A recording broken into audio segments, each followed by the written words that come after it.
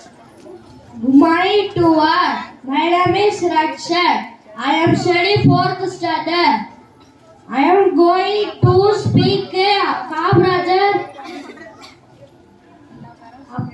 Kamarajar. Kumarasamy Kamaraj is popularly known as Kamarajar. He was an Indian independence activist and politician.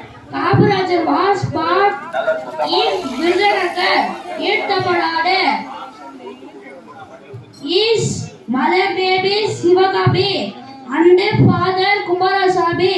He was born on July 15, 1903. He was born in poor family. He served as Chief Minister of Tamil Nadu.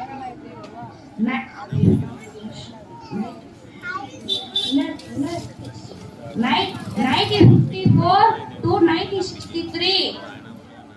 1952 won in Parliament election. He was awarded Bharat Ratna, India's highest civilian honor in 1976. He was nicknamed King Maker for politics.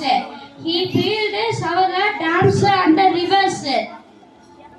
He introduced free education, free midday meal schemes in all government schools. Kamarajar passed away 2nd October 1975. Thank you to all.